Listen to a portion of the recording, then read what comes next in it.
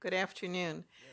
This is the Wednesday, September 18, 2019 meeting of the Local Agency Formation Commission, or LAFCo as we call it. Welcome to all the people in the audience. Can you call a roll, please? Commissioner Martin? Here. Commissioner Horsley? Here. Commissioner Lohman? Here. Commissioner Varback? Here. Commissioner Slocum? Here. Chair Draper? Here. Item 2 is the consent calendar, and there's 4 items on the consent calendar. Do we have a motion to approve the consent calendar? I make a motion to approve the consent calendar. Second. Second. All those in favor say aye. Aye. Aye. Any opposed? Seeing none, the consent calendar passes. Item 3 is public comments for items not on the agenda. Clerk, do we have any cards? Not at the moment. Okay, thank you. The next item is item 4, which is consideration of adoption of updates to the municipal service review and sphere of influence policies. Staff, do you have a presentation? Yes, thank you. Good afternoon, Chair Draper and Commissioners. You have a staff report that's dated September 11th, providing background on ongoing updates by staff in the Commissioners' Legislative and Policy Committee, including those related to spheres of influence and municipal service reviews. The reasons for the policy updates are part of a larger project to create a single document that includes all Commission policies, reorder the documents for consistency in document format, streamline older policy language that had separate language for city spheres of influence and special district spheres of influence, and include more legislative updates, more recent legislative updates that have happened to the Act into the policies. Include locally adopted policies concerning water resiliency, climate change, and natural hazards as permitted by Section 56430. The updates to these policies do not contain any substantive policy changes from the adopted policies that exist now.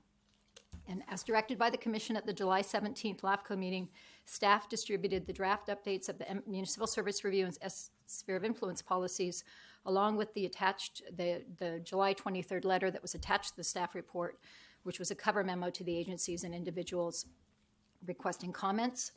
Distribution included city managers, city planning directors, city public works directors, special district general managers, homeowners associations, community advisory boards, the county manager, public works director, and planning director, totaling 78 agencies, groups, or individuals. Comments were requested by August 27th. Staff also presented the draft updates to the California Special District Association local chapter meeting on August 13th, and Rob Bartoli presented the policies to the San Mateo County Harbor District on August 21st. The September 11th report includes the draft Municipal Service Review Policy, Attachment A, the Sphere Policy, Attachment B, comment letters from City of San Bruno, Attachment C, Montero Water and Sanitary District comments, or D, comments from a Montero resident, Greg Dieguez, is Attachment E, and the draft Municipal Service Policy that's marked up comparing it to the existing policy is F. Then draft sphere policy also marked up comparing to existing policy is G. And then the existing, without any markups, the existing MSR policies and SOI policies are H and I. In regard to the comment letters, the City of San Bruno thanked staff for the outreach on the updates and noted that they wanted to be kept updated as we move forward. Montero Water and Sanitary District submitted comments, as well as Mr. Greg Dieguez, and they had several detailed comments on the draft policies, which are included. The comments to those responses to those comments are included in the September 11 staff report. Also included at your place is an email from Mr. Dieguez thanking us for the comments and saying basically that his education is continuing. Following the close of the comment period, staff met with the Commission's Legislative and Policy Committee, Chair Draper, and Commissioners Katie Martin and Jim O'Neill, and who reviewed the comments, the draft policies, and staff draft responses to the comments and provided input to staff on the staff report that's been submitted to you. The September 11th report outlined staff's response to the comments and the recommended revisions. Montero Water and Sanitary District's comments were focused on the sphere policy only.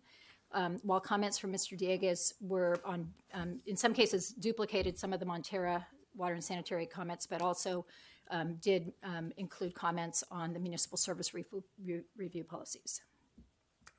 On the recommended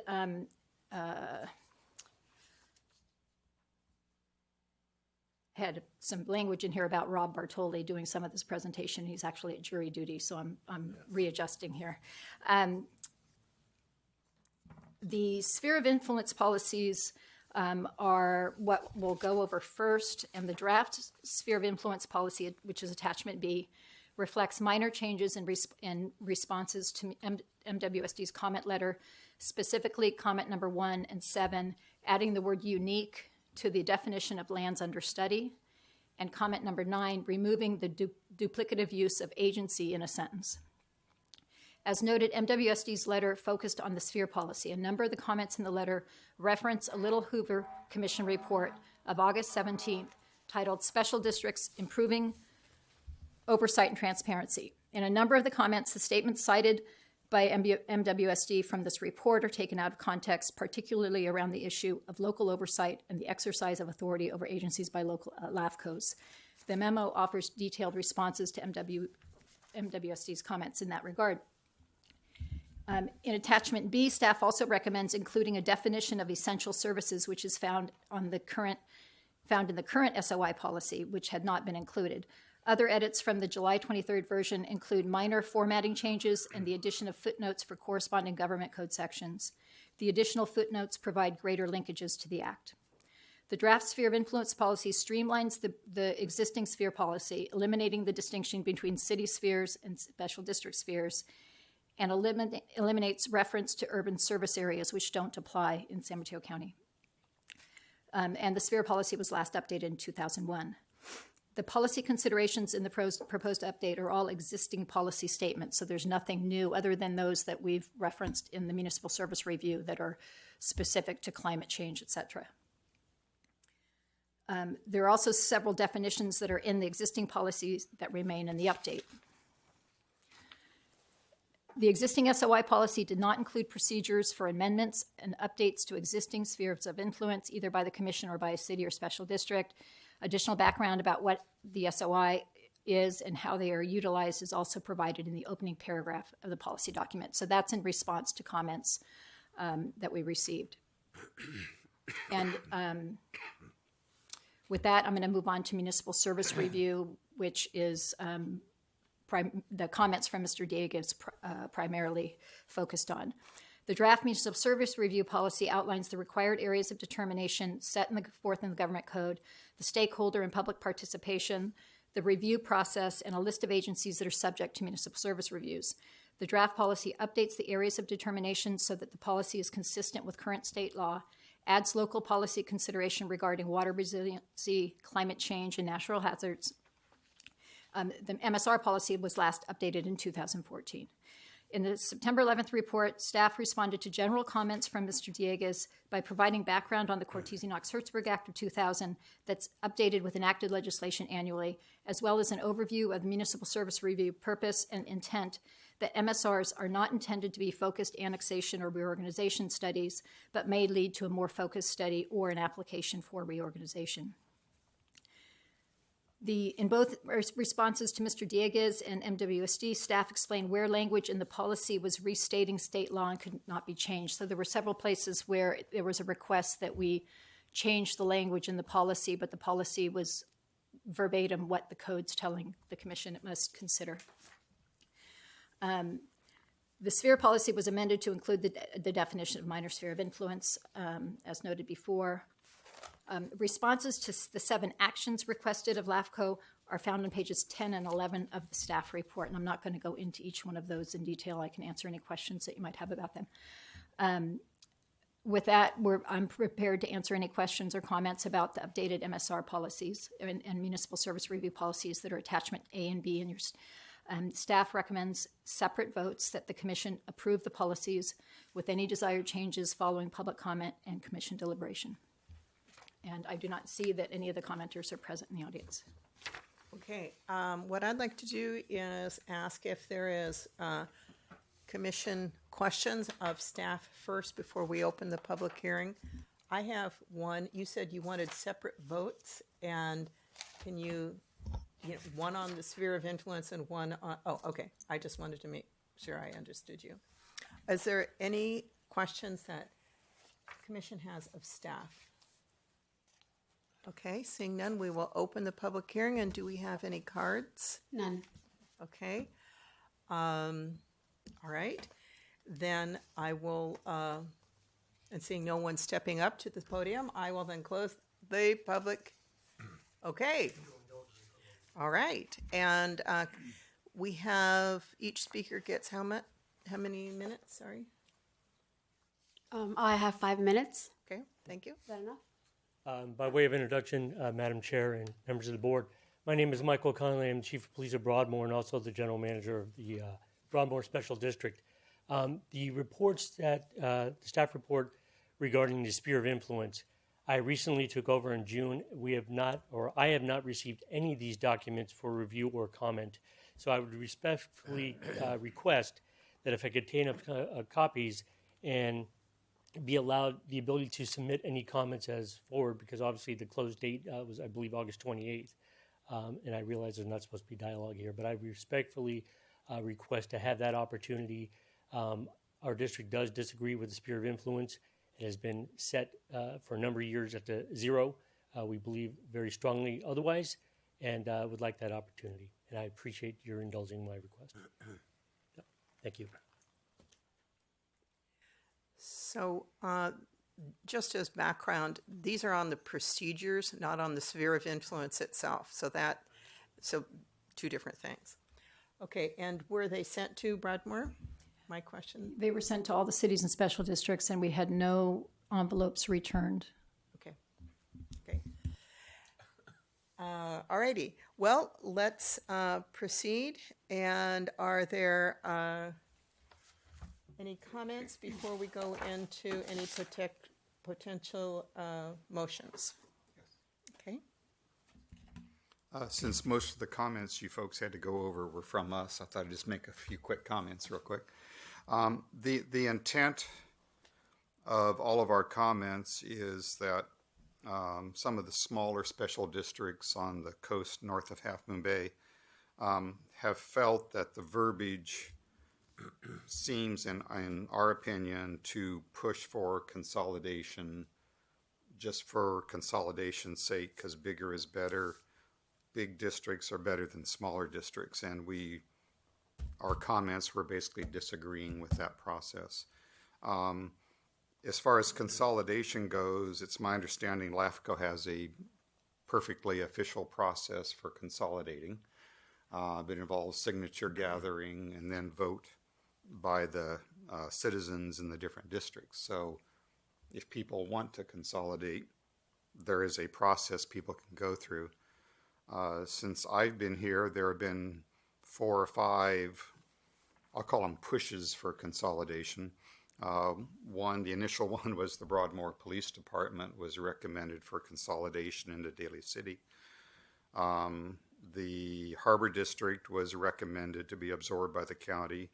Mosquito and Vector District to be absorbed by the county, and possibly even the 2 healthcare districts be merged.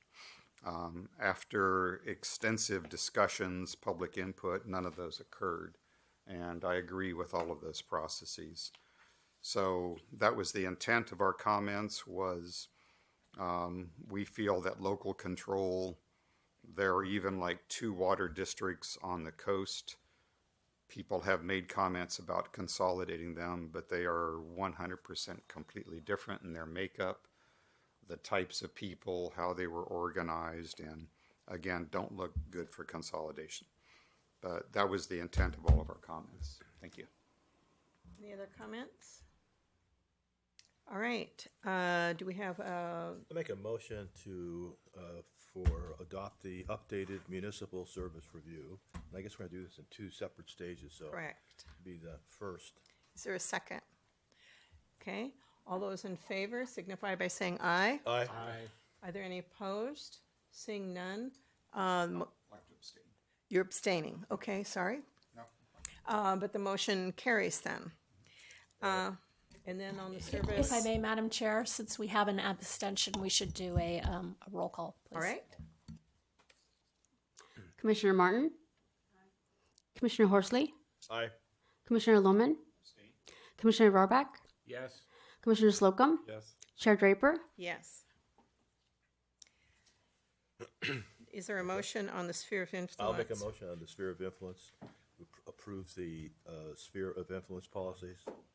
Is there a second? Second. Okay, we will do a roll call then. Commissioner Martin?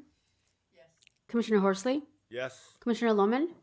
Commissioner Rohrbach? Yes. Commissioner Slocum? Yes. Chair Draper? I'm voting yes, and the reason I am is that the issue that you brought up is really not part of this, but rather it's part of the process this it provides for, and I just wanted to make that clarification, but I am voting yes. Thank you.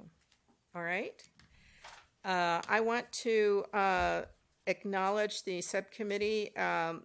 James O'Neill and Katie Martin were on the subcommittee, as well as myself, but both of them did a lot of work, and I want to thank them as well as staff who did a lot of work. And through the chair, I was remiss in not thanking you because it's invaluable having a subcommittee. And I also like to, should have thanked the commenters, that agencies that did submit comments. A lot It of work was improved. done. All right. And I would have to commend you as well. I read both the comments as well as the recommendation for the municipal service review and a sphere of influence. It was long, tedious, and well done. So thanks. Thank you. The next item, item 5, is the budget pursuant to Government Code 56381. Staff? Yes, thank you. You have a staff report that's dated September 12th that provides background on the budget adoption process that includes consideration of a proposed budget in March, adopted budget in May, and a revised budget in September based on the year-end actual fund balance. At the May 8th, 2019 LAFCo meeting, the Commission adopted a final 2019-20, and the staff report incorrectly states 18-19, appropriations budget of $614,469, and a net operating budget of $502,876. And so the net operating budget is the total appropriations less application fees and less fund balance. And that budget reflected increasing the Commission's staffing level to add a management analyst position and a half-time shared clerical position with the County Planning Department. The recommended budget was based on application of the estimated fund balance of $79,593. Following close of the fiscal year, the final actual fund balance for 18-19 was $99,983, or $20,390 greater, and that requires an amendment of the budget that's been adopted. The greater than anticipated fund balance results from savings in several areas, including savings in legal and other services, non-expenditure of reserves, non-payment of a refund to the County of San Mateo for a prior year overpayment in 14-15, and salary savings from a delay in hiring of the management analyst and the administrative secretary, who's now, I think we'll have somebody on board in November. This change in fund balance and other adjustments to the 19-20 expenditures necessitates revising the Commission's 19-20 adopted budget. And so it's recommended that the Commission consider and approve the attached recommended revised appropriations budget of $623,038 with a net operating budget of $491,055 with any desired amendments at a public hearing following public comment. In addition to the change in the 18-19 fund balance, amendments to the 19-20 expenditures have been made in the following areas. A refund in the amount of $12,416 that was not done in 18-19 now needs to be done in 19-20, and we'll be making sure that happens. Charges for the video recording for LAFCo meetings did not post in 18-19, so we'll be paying the 19-20 and the 18-19 in the current fiscal year. The county overpaid $4,930 in their apportionment in the 18-19 year, so we need to also refund that. Funding in the amount of $7,700 for independent auditing was actually shown in the 18-19 year when those expenditures will only show in 19-20. And then adjustments in salary and benefits to reflect the new management analyst position and the shared administrative system position. Those were already in the budget. On the revenue side, for 18-19, actual revenue was $14,424 compared to the May estimate of $19,000. In applying the actual fund balance, the difference in the fund balance, in the past, the commission has at times decided to take that, in this case this year it's $20,390, and augment the reserves because there was something anticipated, perhaps litigation or something like that. What we're doing this year is simply lowering the offsetting contribution that the funding agencies would need to make. So it kind of mitigates the cost to the counties, cities, and special districts. So as you know, 1/3 of the budget is funded by the county, 1/3 is funded by the 20 cities based on their proportional revenue, and 1/3 by the cities and the special districts in the same manner. The recommended revised net operating budget of $491,055 ends up equaling 1/3 apportionments of $163,685 to those three groups. The recommendation is up before you, and it is first to actually open the public hearing and receive comment and consider the adopted recommended revisions, resulting in an appropriations budget of $623,038 for the 19-20 fiscal year with any desired changes, and that would be by resolution. And I'd be happy to answer any questions you have. I do have a question on this blue, what's it for, before it says by resolution, and what's in the staff report just says adopt recommended budget. Do we need to do it by resolution, or is it a motion? It should be by resolution, so Okay. it's in there. Okay, I saw no questions. Are there any speakers? None. Okay, anyone? I see no one coming up. Is there a motion? So I close the public hearing. And by resolution, is there a motion to adopt a resolution recommending the budget for 2019-2020? So move. Is there a second? Second. All in favor? Aye. Aye. Any opposed? Seeing none, motion carries. Okay. The next item is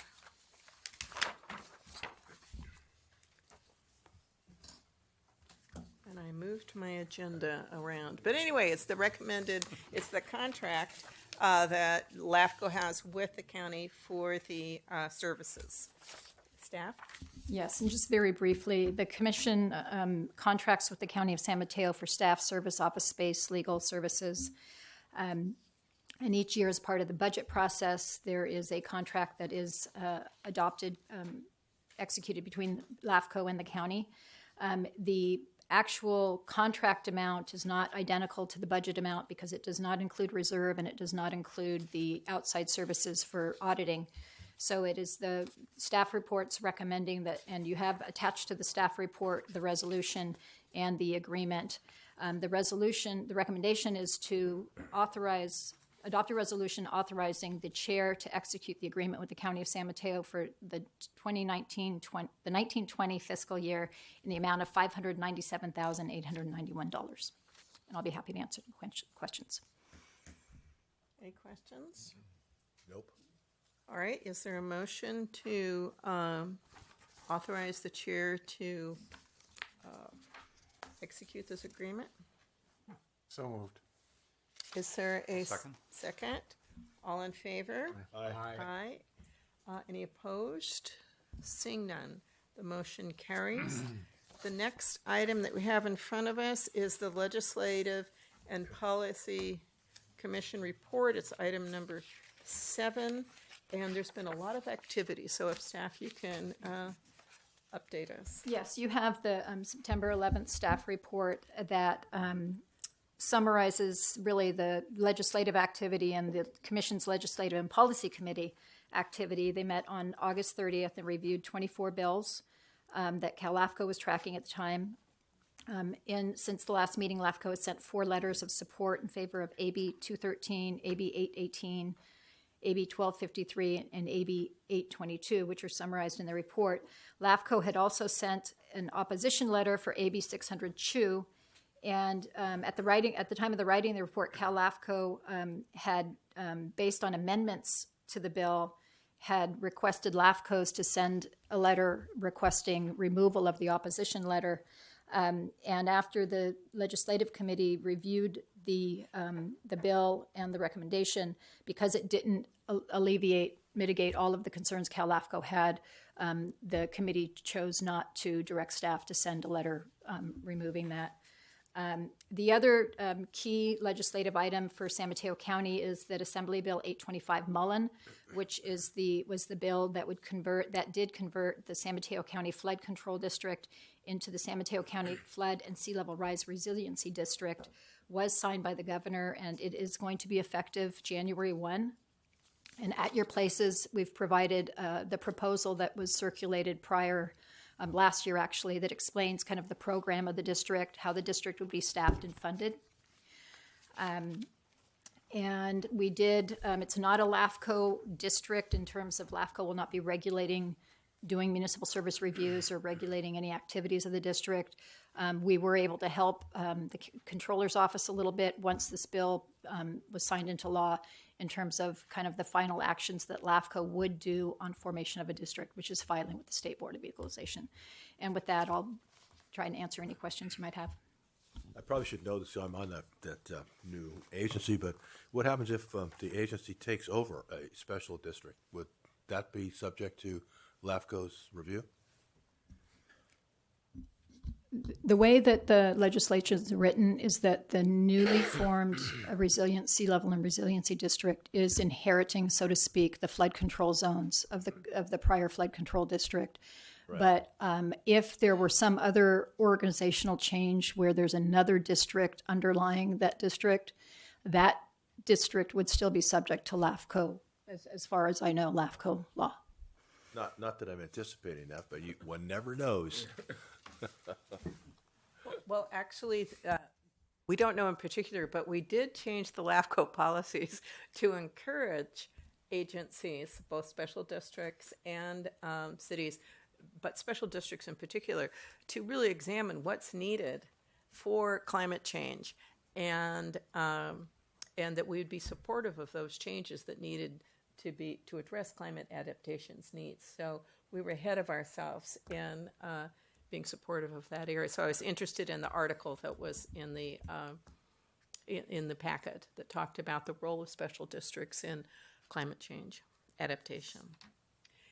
Any questions on the legislation or comments? I have a comment about attachment B. I'm assuming that Rob put this together. It's very, very helpful to keep straight what's going on. If you would let him know. A brief comment on the new sea level rise agency. It's about time, and it's really wonderful. So we're happy about that. Okay, item number 8 has 3 sections to it. The first has to do with the appointment of the voting delegates for the conference to be held October 30th to November 1 in Sacramento. Yes, and there will be items that will need the membership vote, and the commission's practice in the past has been to appoint the delegates in a successive order of the commissioners that are attending with the most tenure. So I've recommended that the delegates be Commissioner Horsley, Mike O'Neill, and Commissioner Lohman in that order based on who's available to vote. And because I have the most tenure? Yes, sir. Okay. Do we have a motion to designate these commissioners as voting delegates in the order that they're shown? Is there a second? Second. All in favor? Aye. Aye. Any opposed? Seeing none, we'll go on to the second item, here, which has to do with new LAFCo membership due structure. And we had a new chart, I believe, placed on our desk. Yes, thank you. You have a staff report that is requesting commission consideration of support for the LAFCo proposed due structure. The staff report includes the August 12th correspondence from LAFCo Chair and Executive Director, the proposed due structure for 2021, and a FAQ detailing the need to raise revenues for LAFCo to close a structural budget deficit. And it also provides detail on the work of the LAFCo's ad hoc finance committee on the update. As noted in the report and correspondence from LAFCo, the Finance Ad Hoc Committee held numerous meetings over 18 months at which they examined 11 different options to replace the current model, which is the CSAC model, which is just based on urban, rural, suburban, and population within those categories. And the goal was to both balance the LAFCo budget and to find a due structure that would more equitably distribute LAFCO funding among all LAFCOs compared to the existing due structure.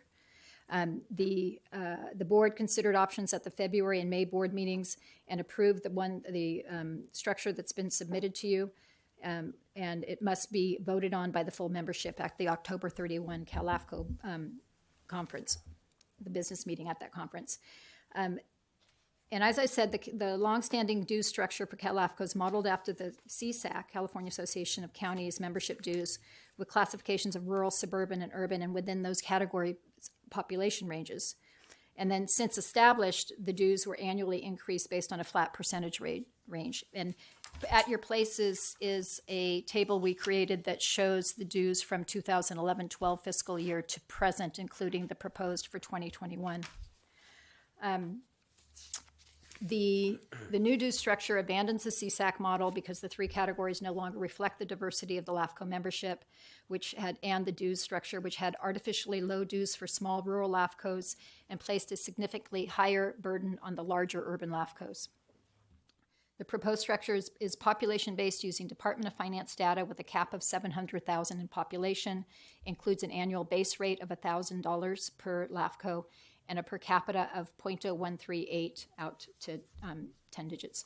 The dues schedule provided by LAFCo shows the proposed dues for each LAFCO and the adjusted per capita for each LAFCO after factoring the base. So that was something that was confusing to some people. If you look at the dues structure, when they, on the one hand, they're saying that the dues is the per capita is 0.0138, but then when you look at the what they gave us in the table they gave us, they show a total per capita rate. Well, what that is that's the per capita rate after you take the $1,000 out. I'm not sure why they did that, but so there's only one per capita, just to clarify, because I got a lot of questions from other LAFCOs about that. And so the dues, with a population cap of 700,000 and San Mateo County's population at 792,271, the proposed due structure results in a one-time increase in San Mateo LAFCO's membership dues of $3,157, bringing the current $7,505 in the current year to $10,662 in the 2021 fiscal year. If approved by LAFCO membership, the LAFCO board would adopt policies and consider annual base and per capita, the per capita and annual, or the base and per capita annually, and just by way of comparison to other state association dues, I don't have the whole dues structure for CSAC, but San Mateo County pays $115,047 in dues. California Special District Association, which has 2,300 members, has a dues range of $177 to $7,200. The League of Cities has a dues range of $78 to $109,000, and they have 482 cities. The recommendation I'm making is from the perspective of an executive officer that has been operating with a full-time staff of 1 to 1.5 to 2. And since since 2000, when the act was reorganized, there were many new responsibilities that were given to local LAFCOs. And those include the municipal service reviews, authority over activation of new service by a special district, shifting conducting authority proceedings from annexing cities or districts to LAFCOs, And since the annual legislative updates have also included LAFCo authority over divestiture of special district service and amending municipal service determinations and factors to consider in the review of a proposal. So in addition to that, the activity in Sacramento concerning LAFCOs, there's much more legislation than there was before. And all through that, Cal LAFCO has ramped up the services that they've provided to both individual LAFCOs and LAFCOs across the state. And in particular, one of the benefits of being a member of Cal LAFCO is that they will file amicus briefs, which they did for this LAFCO when we were sued in 2003 on the open space district annexation.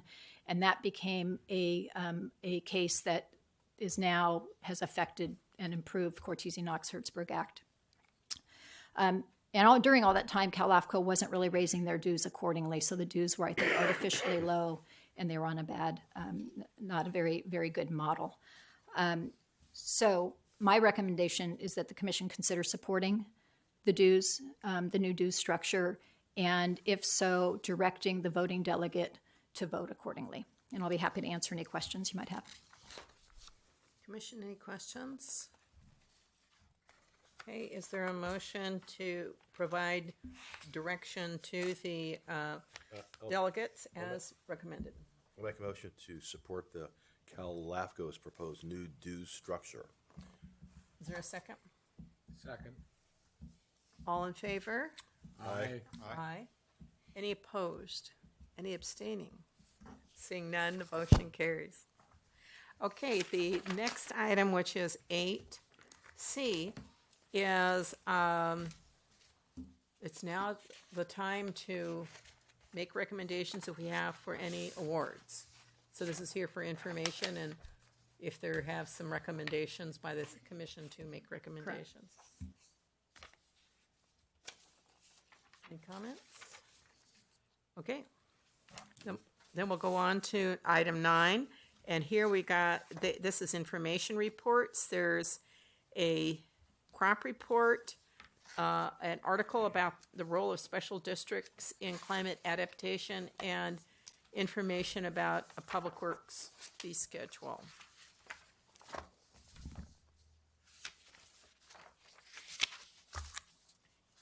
Any of the commissioners have any additional items that they would like to share? No. Okay, last time I was asked if I wanted to run for the Cal LAFCO board as the public member, and I said I'd think about it, and my answer is I will decline going forward. So thank you, though, for asking me. Anything else, staff, that you have? All right, it is... my clock says 3:10, so we will adjourn the meeting. Thank you. Thank you for those in the audience. You don't have to go. Did you Had an check idea yours? for those farm I've got numbers. copies of all Not these. very many.